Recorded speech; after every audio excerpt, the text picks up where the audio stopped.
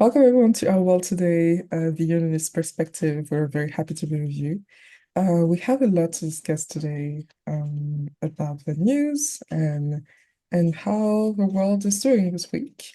And we'll start by talking about one of the most important news, in my opinion, which is Hurricane Helene and its impact on the southeast of the United States, and overall what this means for us in terms of climate change.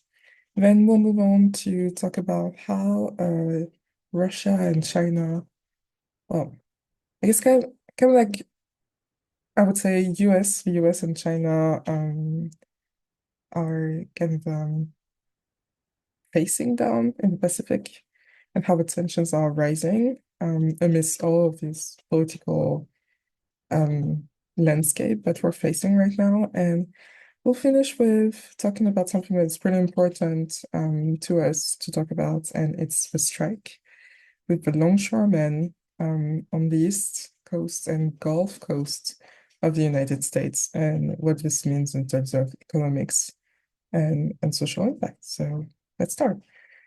And we'll start with me summarizing basically what's happening right now in terms of like everything weather and climate change, whether you believe in it or not. And this is about talking about how our planet is really facing like the consequences of the climate change that we've been talking about for years. And this goes from the glacier between Switzerland and Italy in the Alps, melting away so much that the two countries out have to redefine the borders.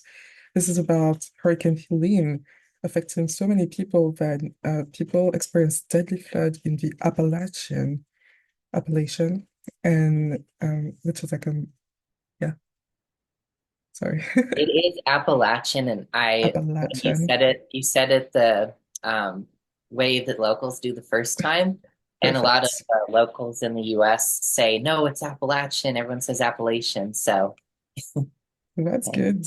yeah. Yeah, I was almost certain, but not sure. So Appalachian, which is like a mountainous region where normally this shouldn't be happening. The fact that Florida is facing tonight, we're sending our thoughts to them, actually. A second hurricane, Hurricane Milton, that is the most powerful hurricane of the season, if not of the past few years. So there is something there for us to discuss, obviously. I think we can find a common denominator. But there are other things that we can see around the world that can corroborate what we're seeing. The fact that glaciers fell down into the sea so much this year that it provoked an earthquake, a worldwide earthquake, even though like it was very mild, but it still completely shook the earth for 9 days. The fact that, for example, here in France right now, we're experiencing floods again after barely 6 to 9 months of the most deadliest and um, powerful floods we've had in a while, just because of a storm, which is actually kind of a remnants of one of the hurricanes um, that went up. The fact that the oceans are so warm that these hurricanes are going to be more powerful as we go. And the fact that the droughts are going to be drier, like India is experiencing right now, and the floods are going to be stronger, like a lot of the world is experiencing right now. So I would like to really, you know, put the point of the beginning of our discussion on that, and I would like to know your opinions because for me, who has grown up with hurricanes, French Caribbean, um, I don't think this is normal.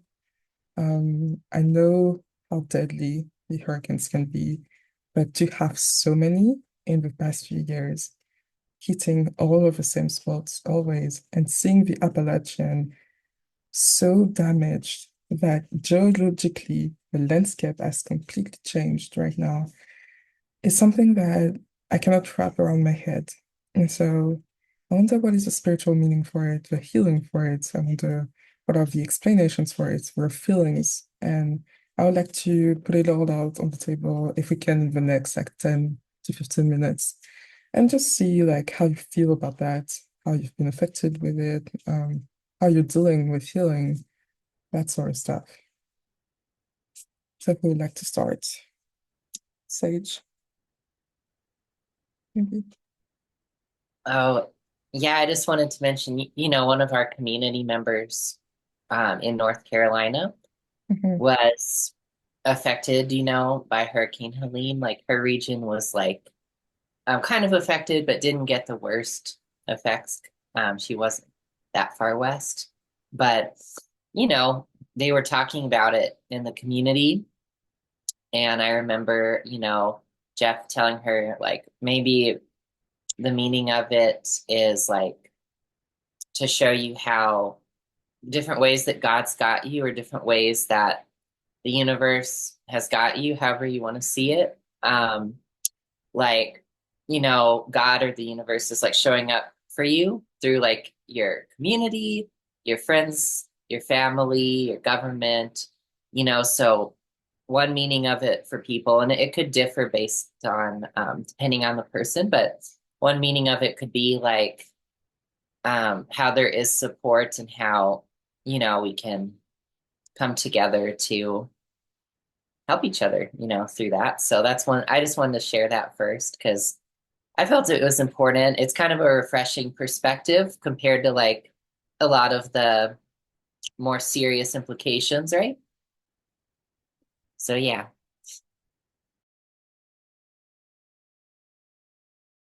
Yeah, Naja. Yeah, all I could visualize when you were talking about it was the black fungus that is growing in Chernobyl, that is absorbing the nuclear emissions that has happening for years. So I definitely understand that this could be a cause of man-made issues that are correcting in its own natural path.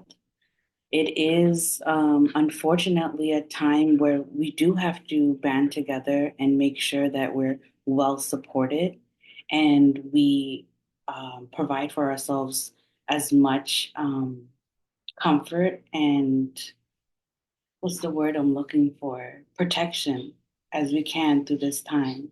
But like you were saying, it is like more now than it ever was from what I know of. So it is telling us as a reflection of our community of what we need to be aware of in order for us to take firsthand action. Yeah. Can you be more precise? Maybe explain for everyone like what is the thing that we need to be aware of at this time? Let me ask God about that. All I'm getting is that nature will have to take its due course, especially as a response to our environment.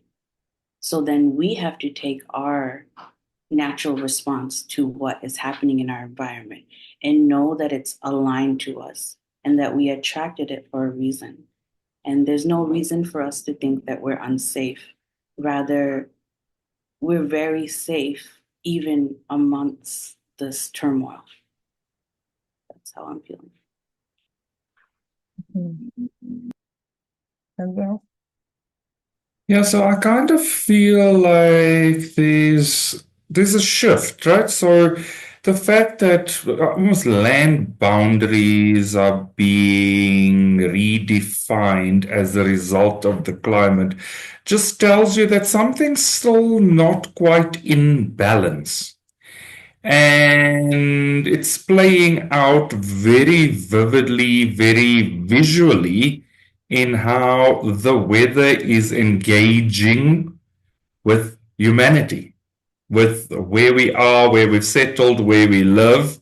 And it's really calling attention to the fact that there are shifts required in some behavioral patterns related to pollution, related to honoring the planet, related to finding better ways to engage with the planet. And I think it's something that we spoke about a few weeks ago in terms of some research on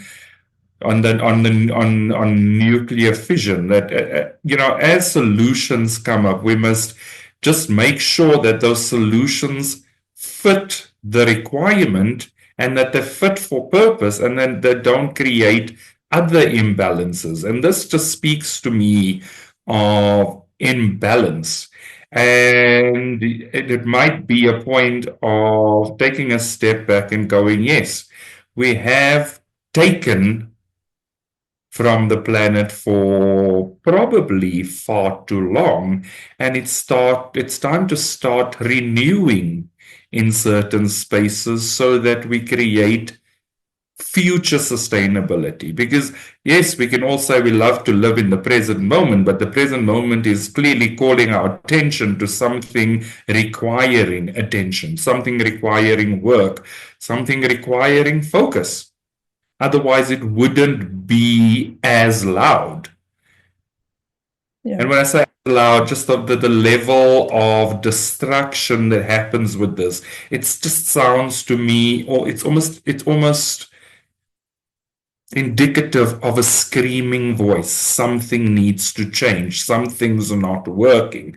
It's incumbent on us, as we've evolved in other places, to evolve in this place. Humanity has the ingenuity to do it. So it's about banding together and finding those solutions that's going to be of benefit to all of us on a greater scale. Yeah, I would agree with this. I do agree that, spiritual truth, you can say you're safe, blah blah blah, but it's it's also about learning where your lesson is. And I think that's what we're learning by talking about economics and wealth. Um, a lot of the times in the past few months, we are all, and I mean every one of us on the planet, learning what it is to have true wealth, because there are so many things that are screaming for our attention, so many discrepancies between the very rich and the very poor, that you cannot ignore them. I mean, you cannot let yourself die. You have to find solution. You have to find where God is urging you to move in order to receive your wealth. And I think I have compassion because other people are moving through that. I'm sure we're all moving through that to some extent as well. Um, I think this is the same for climate change. So I would say there is some sort of depth that we need not ignore anymore. And, there's something about like our desires are meant to come true.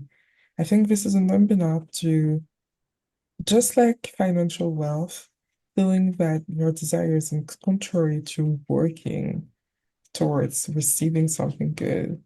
And sometimes you have blocks. So you say like, oh my God, I don't know what to do, and you're just here and you don't know what to do. And some people, this is a problem, like some people don't know how to move, or they have depression because they've been so much in part of them not moving, but they don't understand it anymore.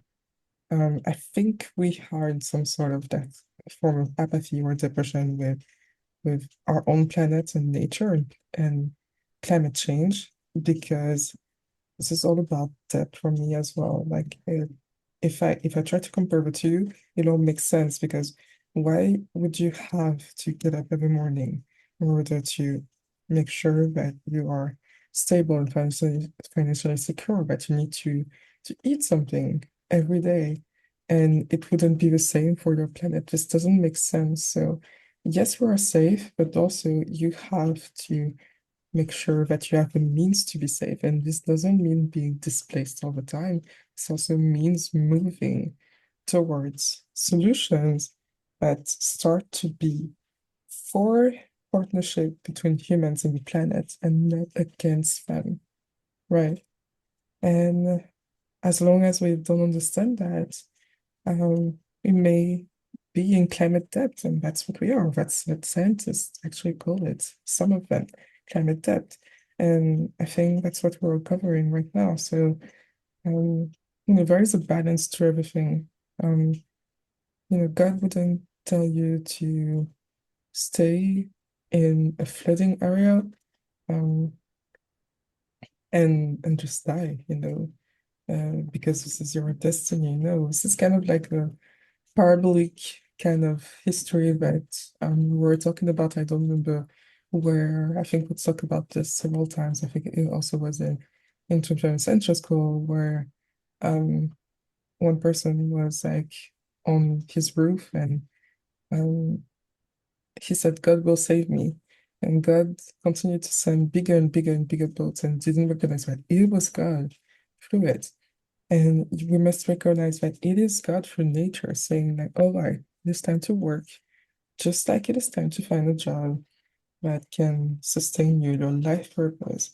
It's time to find your desire through partnership with Earth.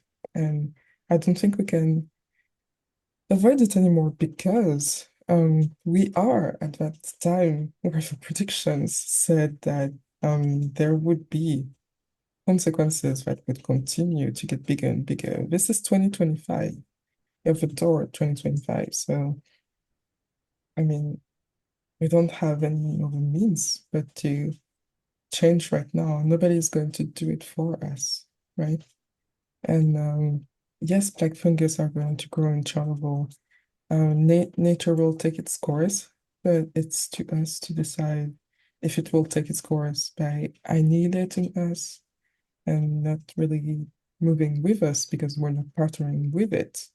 So see, action, reaction, and continue to grow without us, or we want to grow without us, and so we'll make work to grow with it, right?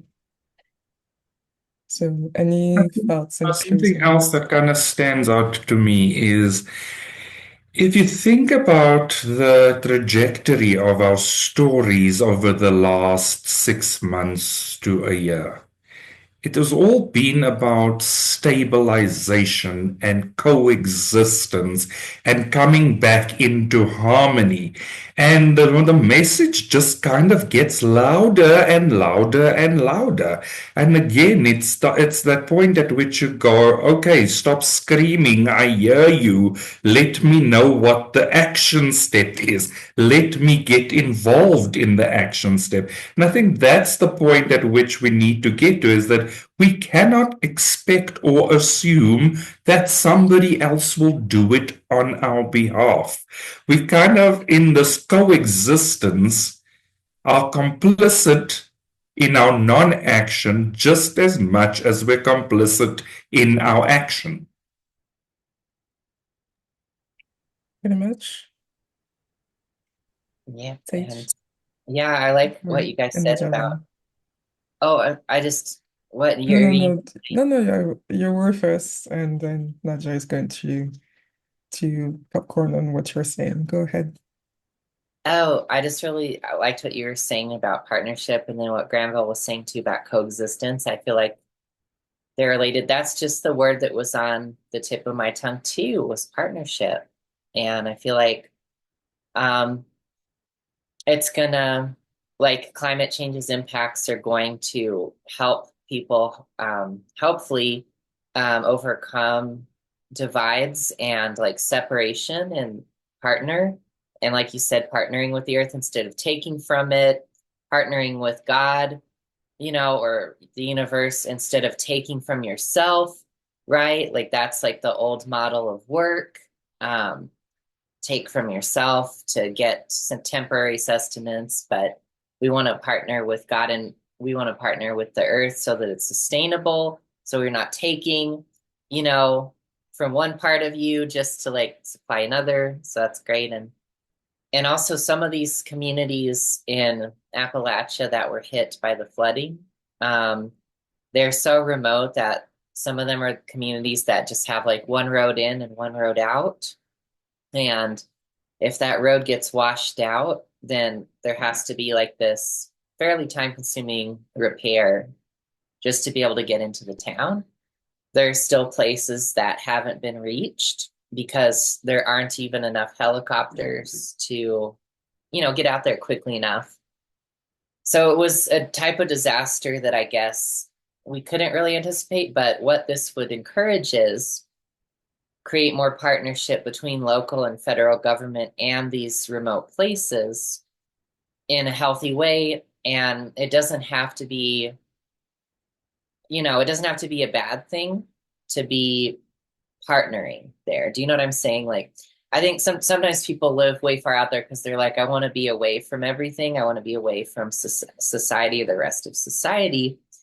But we can engage with society in a healthy way and receive the benefits of it without sacrificing our culture or our way of life. I feel like that's kind of what it's saying. Yeah, this is interesting because um this is what COVID was showing us. This is why we contracted COVID.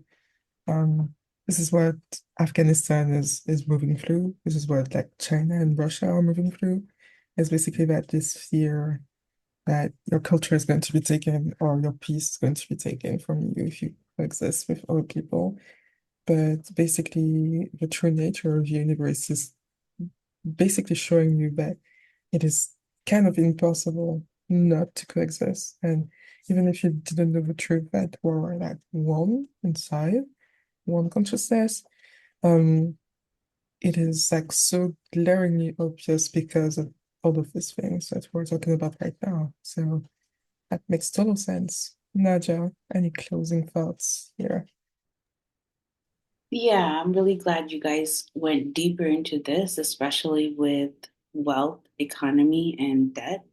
It reminds me of a video that Jeff has shared about the whole cycle of sustainability and like to be very mindful of where your food's coming from, how it's being processed, how it's brought into your table, how you're cooking it, and like the whole cycle of it. Because that allows you to partner with your community and your earth to see that, there's a lot of work that is put into it. And if we break that cycle, let's say like we're not really looking at where it's coming from and we're just increasing our debt by having companies such as DoorDash, Uber Eats, hire more people so that they can deliver to us, it's kind of like a lack mentality. It's creating this poverty consciousness where we're not really partnering with the earth, but rather creating an apathy of where my food's coming from and, you know, this and that. So, really getting grounded into the whole process of your life as a partnership with Earth is very much conducive right now, especially with what is being shown. This is probably like an upheaval, a contrast that we're experiencing and upheaving of. Yeah, very much. And so, in order to continue on the discussion about like necessary partnerships and consciousness, being very conscious about living with others, I would like to, for the Grenville to explain what is actually happening in the Pacific between the US and China from like maritime kind of subpar war to like Alaska being threatened, and everything like that. And can you like kind of enlighten us about what's happening there? Oh yeah, so I think it's good to draw the parallel because it does show. It almost highlights what the contrast would entail, right? It highlights what the opposite of coexistence actually looks like when you start to look at how these two entities are trying to almost outmaneuver each other without actually getting into real direct conflict. It's kind of saying, I'm going to show you a bit of mine because you've shown me some of yours so that you know I'm prepared to meet you in the gutter if we need to go there, kind of thing. And I'm saying, and literally, let's be honest, it could very well, if it escalates into such a into a full-on conflict. It could very well just end up in the gutter. It literally looks, almost feels like a war of factions. You could almost play it out in any gang-related movie where you see them kind of vying for land, kind of vying for territory, vying for influence, vying for dominance. And I think, if you just put it in perspective, over probably the last 6 months, between the US and China, while they haven't directly engaged with each other, they have been showing military, naval, and certain nuclear capability might to say, okay, listen, we will meet you there if we need to, kind of thing. And while it may act as a deterrent, it also just speaks to a conflict in the making, because the relationship doesn't seem to be improving. The relationship seems to be much more of a show of power, kind of like what we would see as a tug of war, in terms of the game tug of war. It's not an actual war. So if you put it into gamer terms, you would kind of see that tug of war, like give some ground, pull some ground, but actually no real progress is being made here. And so in the months of June, July, August, April, May, there have been military maneuvers in July for bombers. Two Chinese and Russian bombers actually flew off of the coast, above the Alaskan Air Defense Zone. So then that kind of brings in the almost retaliatory behavior of, we need to push you back out into your space because this is our protected zone, kind of thing. So then the US had some F-16s and some F-35s, and Canada had some fighter jets, all then responding to say, well, actually, you are encroaching on our airspace. And that happened in July. And then in June, there were naval maneuvers after Taiwan had their election. So the People's Liberation Army literally amassed ground forces, naval forces, air forces, rocket forces to do some military training around the island of Taiwan. And it just kind of says to me, it feels off. Why would you surround the island in doing these training exercises? Surely the South China Sea has enough space for you to do this. You don't necessarily need to do it around the island of Taiwan. And we know that Taiwan has a relationship with the US. And so the US is very aware and paying attention to what is happening in the South China Sea. Then also there was in June interactions with and this did escalate into a little bit of violence with the Chinese Coast Guard and the Philippine Navy, some Navy sailors and Marines in the South China Sea. So we know that there's been a lot of animosity in that South China Sea, where, again, maritime zones specific to islands like the Philippines and Hainan Island, all being kind of where the Chinese army, the People's Liberation Army, and their naval forces are seeming to encroach in those spaces. So it's kind of, if you ever drove a manual car, what you in the US would call a stick car, you know that balance between the accelerator and the clutch, that there's always this balance. So this is very much a balancing act, that the car's not quite moving forward, but it's also not quite stagnant, so that somebody almost has the impression that actually this car can go into gear and drive at any time. And I feel like that's the game being played here. And then there was other things as well. So there was what I thought was actually just out of a movie is actually a real thing. So RIMPAC is war games amongst the US, the UK, Canada, Australia, their naval forces all get together and they play these war games to kind of test their ability to respond under conflict situations. Now, I don't know if anybody's ever watched Battleship because that's how that movie started out. So I always figured it was kind of a movie thing. It wasn't actually a real thing. But also then, in times when the US and China were on, let's say, lighter terms with each other, more engaged terms with each other, between 2014 and 2016, the Chinese naval force was actually invited to participate in these war games.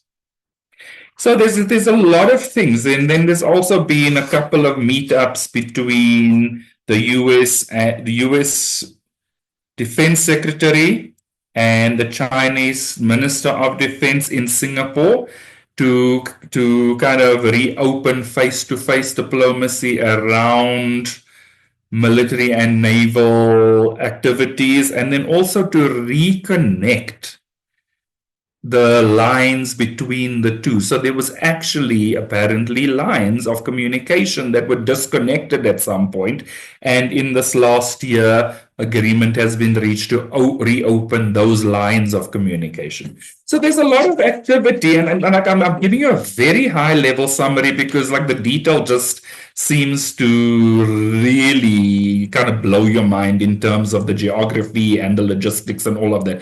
But if you just think about how much time I've spent explaining that high level stuff, you can just understand the extent of the activities over the last 6 months. Thank you. Yeah, I can definitely understand that. Even before arriving to that point where I thought I saw war games in the article. I was also thinking about battleship, but the game, like naval battle, is how we call it in French. But it's kind of it. Like it was given naval battle at first, and then actually the war games, I think is pretty smart because it's a way to kind of observe where your opponent is at, and also rekindle the communication because do you remember when Iran acquired nuclear weapon in 2014 and seeing how they've used it to Israel last week? I can very much think that some countries are not scared to actually use them when time comes when the tensions will have risen too much. And so I feel that there is something along the lines of since the United States is not choosing that, you know, even though China and Russia may be, there's something about rekindling some sort of you know, at least civil interaction over the course of the summer. And yeah, that's just what I noticed. But I could be wrong. But this was my feeling. And so one of the things that I think we need to be very clear about in relation to Taiwan is it's still one of the biggest microchip production hubs. That's actually what China seems to have its eye on, because it's one of the bigger production hubs, but it also has a significant supplier requirement to the rest of the world. So it could vary, and we've spoken about the semiconductor microchip technology earlier in the year, and we understand that the implications of microchips for just about all weaponry and quite a few other just daily technology requirements is significant. And so to gain a monopoly on something like that and to have that kind of influence to block its export would have quite significant consequences for the world. So it's a very strategic review or a very strategic play of the US strongly keep an eye on that, because we know what happened with during COVID with microchip shortages, how prices just started to escalate in terms of laptops and shortages and all those other kind of things. Very true. Yeah. I think Sage, you wanted to say something, it seems. Yeah, I guess the questions that I would ask about it, first of all, is like, um, why why is this moving?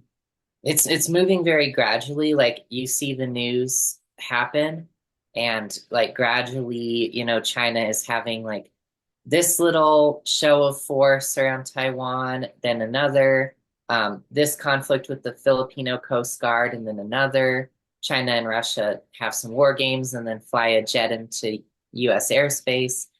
They're kind of like testing the West, quote unquote. They're trying to see like what are your guys' boundaries. And I think that it's important to address the feeling. There's a feeling in consciousness and part of consciousness that is like, why do we invest so much into the military? Like, what's the point of all of this? Why are these people doing all these war games? It's just a bunch of frustrated, testosterone fueled guys mainly trying to blow off steam, living their fantasies. Like, what's the point of all of this? But the point of it is that, these countries that want to encroach on the freedoms of others and who want to go back to a more medieval system of like might is right and whoever can take the opportunity will take control or whatever, that kind of thing. Those countries are always scoping out the West, and you can see it from all of these like boundary pushing things that are like they're unnecessary unless you really want to push the boundaries and see, hey, like what could we get away with, But and so it's because of that continued show of strength and that continued military maintenance work, kind of that's a weird analogy, but yeah, it's like maintaining your like presence and your strength. It's a communication, and it's saying like, no, we are going to actually enforce our boundaries. And I also was feeling too, my question too is that how viable is all of this stuff that China's doing in the Pacific? Like, where is it actually leading? Because the thing about it is, why hasn't China already moved in on Taiwan? Because the longer they wait, the better supplied Taiwan gets, the more other Asian countries want to form a defensive alliance. They've talked about forming an Asian NATO. The more China's economic decline continues, the more the demographic decline continues. It's like, and the sanctions are taking effect more and more from the US, right? For China, like not being able to access advanced like semiconductors or something. I don't know, for like their weaponry and stuff like that. So part of me really feels like China and Russia is especially this way, and I know this much more. But I think Russia and China both are a little bit like paper tigers, to use Mao's phrase.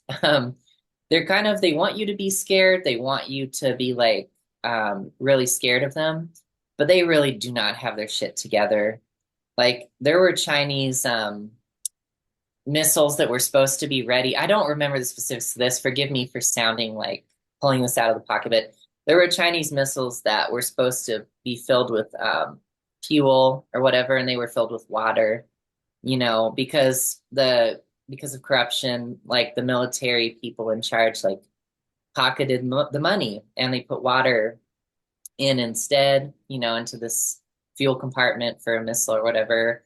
There was a nuclear bomb that went off in Russia before it just literally suddenly exploded in its silo because it was so poorly maintained or whatever.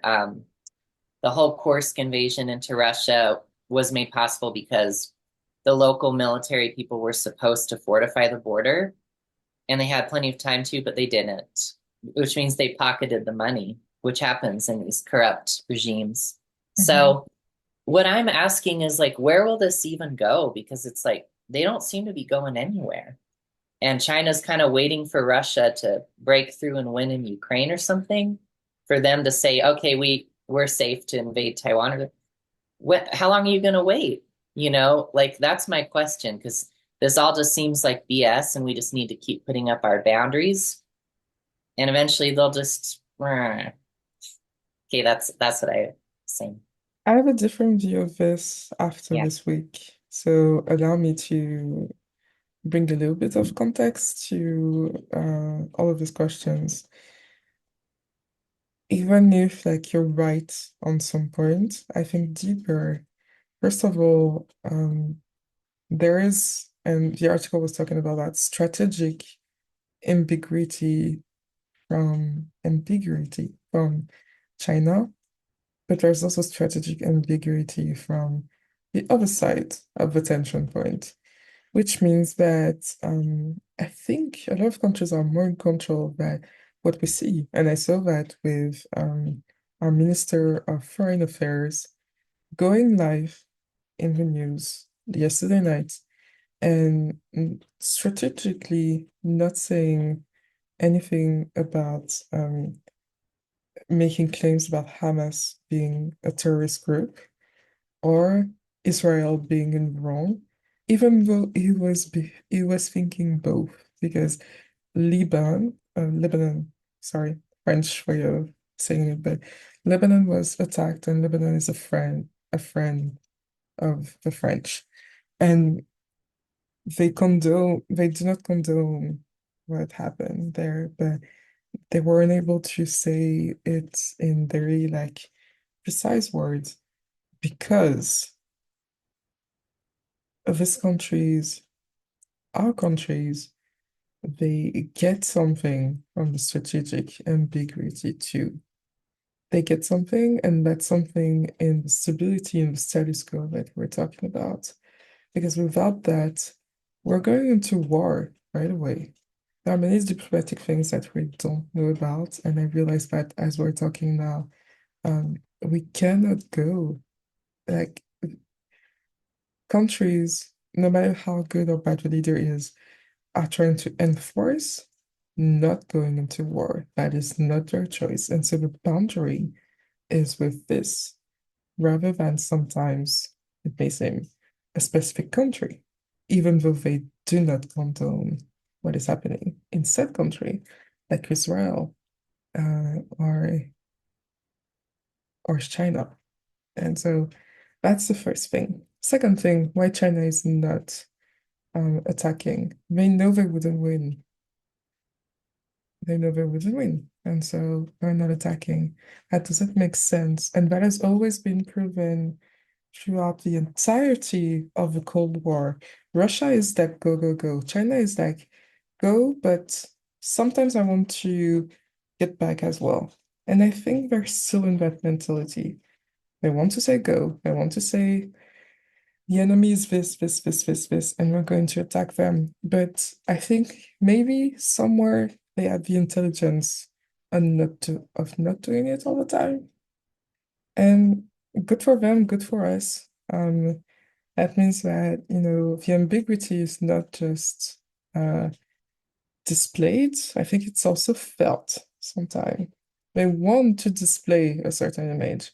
They're not necessarily that certain image inside. Um, and people don't necessarily believe it a certain image inside either. I don't think so. And so this cannot take root without solid foundations. And they know that.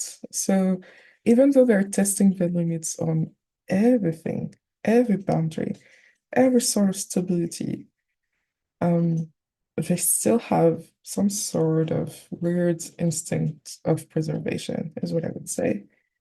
And that's a very simple, short way of trying to answer these questions, but I think it may bring back some sort of that clarity into it because we may ask why again and again. And yes, we're going to it will be like a passionate debate and we're going to spend hours on it and it is so freaking interesting, but also sometimes it's about like grounding into this way more complicated like we see. And also like countries, they're not dumb. Governments are not dumb. There's something at play here. And it's not about China is like just bullshitting. I think everyone is like trying to play their pawns very strategically. And so in that is being strategically ambiguous. So that's what I would say on that. Anything else before we go to the next topic? So I did Yes. want to add I'm just that, sorry, Nadia. yeah, I go did ahead. want to add that, and I agree with you. They can't necessarily act, but if you really think the last time major conflicts played out, lots of agreements came into place to kind of stop those things in their tracks. And so, what we've seen probably in the last 20 years is more a war of ideologies and a war of propaganda more than an actual physical fight. And it benefits us as much as it annoys us. But we must also remember that that strategic ambiguity is literally something that says, again, put it in the context of a complex being. Sometimes we do the thing that we want to do, but we berate ourselves over it. And sometimes we don't do the thing that we want to do, and we berate ourselves in another way because of regrets over it. And if you put this consciousness into that pot of kind of the thought process circling all the time, you can understand why in instances this complex entity is kind of debilitated from moving, and it should be. We don't necessarily want it to move in certain ways anyway, because globally and collectively, the impact will be significantly more than we actually can handle. We've seen the last 5 years of what has happened to economies based on COVID, based on all this instability. We don't have an appetite for additional instability. So, yes, the maneuvering is that. It's not a game of chess, it's Chinese checkers. All the pieces are partially equal on that board. It's not one piece that can move anywhere in all directions for any number of moves. And we never want a country to have that kind of power against other countries anyway. Yeah, Naja? Yeah, I really appreciate you guys like going deep in informing what's going on in this conflict. And I feel from this that in comparison to Iran, China has a lot of codependency with other countries. So they have to watch their moves very carefully. Whereas Iran doesn't have that many, like it's far more independent. So they kind of don't care. They do what they want to do. Whereas China has to be very particular on who they mess with and how they're going to overcome if they do choose to go forward in battling with anyone. Yeah, Dover. China doesn't want to recognize that it has a lot of ties and that some of its success is from these ties, but it does. And again, it's about the displaying and what's actually happening. And so that's just like their thing to hear. But I would love to talk about those choices and different choices and responsibilities in the topic of strike of the longshoremen in the East Coast and Gulf Coast of the United States. And since I don't know anything about internal affairs, not much of it at least, on longshoremen and on workforce, I would love for Sage and Nadia to kind of summarize what is happening, and I was really interested in your results that you found or felt about what was happening. And so let's hear what you have to say about this explanation. Yeah, yeah. So this was an interesting development that happened in the U.S. economy and politics. So the longshoremen strike, it was called. You know, I think longshoremen is basically a synonym for like dock workers. So like basically this was a strike of people who work in docks, in ports that receive, ships for economic activity. Anyway, this strike started because the union members, the workers, and their organizers were unable to reach a deal with, the companies involved basically, right, in administering the ports.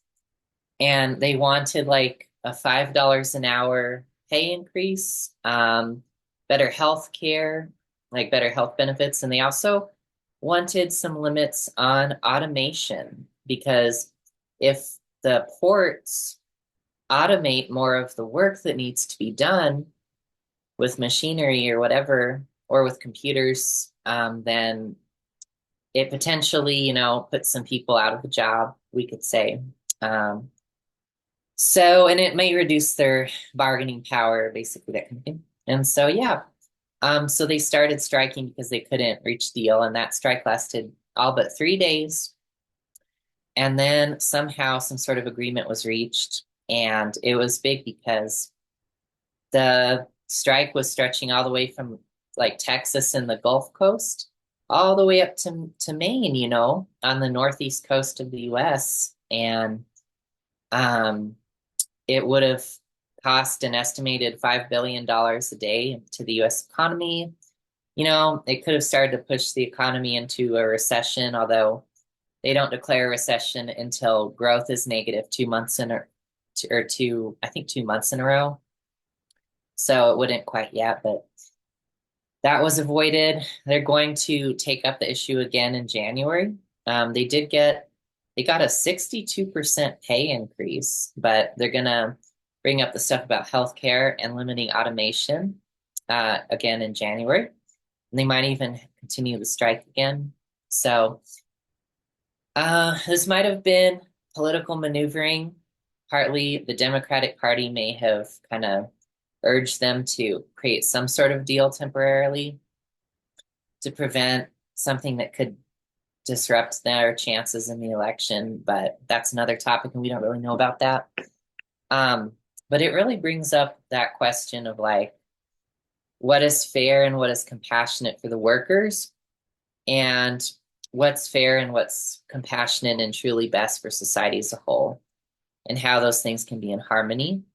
Because, we've been hearing a lot about how costs just keep going up and wages are not keeping pace with them. They really haven't been since, for a long time, like since the 60s or whatever, something like that, or the 70s. And so people are concerned about that. And I was wondering if it might be just because our people are meant to move into whatever their purpose is. And some of them might have a purpose that is maybe aligned with being like a dock worker, but not everybody. And people may need to move up into jobs that are more suited for them at the core and not settle for that. Because what's happening, the clear direction of our society is that more and more automation is occurring. AI is coming into play, and it's going to be the biggest thing economically and technologically. And we're going to have shifts. And what's that going to result in? It's going to result in probably a better standard of living for everybody, or greater productivity. It could reduce prices. It could advance society a lot because now it's not as expensive to do all this stuff. But some of these dock worker jobs might be curtailed, and people might have to move into something, hopefully something that feels better to them and is more aligned with their purpose. So part of me is questioning, like, why why are they trying to put the brakes on this? Like, is it because it's more compassionate to like ease into increased automation, or is it just because kind of resisting change in the evolution of your purpose, you know? So I was just bringing that, just that's what it brought up to me, because I was like, automation has helped society quite a lot, you know. And I don't know if it's in our best interest to allow it to be limited, but people are probably going to need some help to transition into into that, because a lot of people would look at that and they're just like, my job's going away, my pay is decreasing, that's all I see. So yeah, super interesting. What do you guys feel about it? Yeah, your interpretation of the news that you shared is exactly what I found in data as well.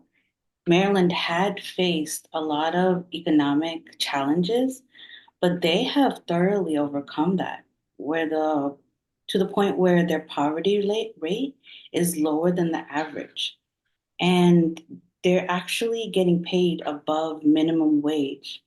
They did have a certain time period where labor was hard to find, and it was hard for finding age appropriate workers.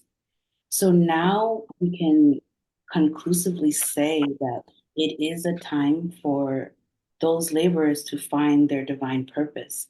And this is probably their contrast and their way to go to that.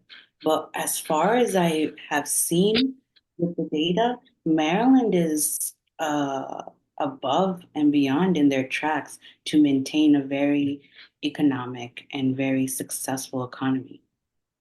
Mhm. Just so everyone is caught up, we're talking about Meriden because this was an article from the media, Meriden Matters. So this was basically the example of the Meriden workers on this national East Coast strike. And I understand this. No, I don't understand them, but I do recognize the pattern because in France it happens a lot. Land of the Union and Revolution, right? But everyone is just about like, hey, we are going to close, we're going to reduce cost. Um, 100, 1,000 jobs are um in jeopardy in this factory and this and this and that. And yes, it can have dire consequences. Um, Also, you see this in everything. You see this in tech as well. Like you're laid out sometimes from, you know, as a marketer or as a tech um, expert, and you don't know why. And that's not the same as a factory. And so it's not you have to maybe not be clingy about your job in this economy. I know this is hard, but I think the less you cling, the more you will adapt to getting higher and better, rank status in this economy. It may make me sound like a freaking capitalist or I don't know what what it is, but um, I do think that the adventurer in me is recognizing that this is about playing the game of life to its max and not hiding from it. And yes, it's hard.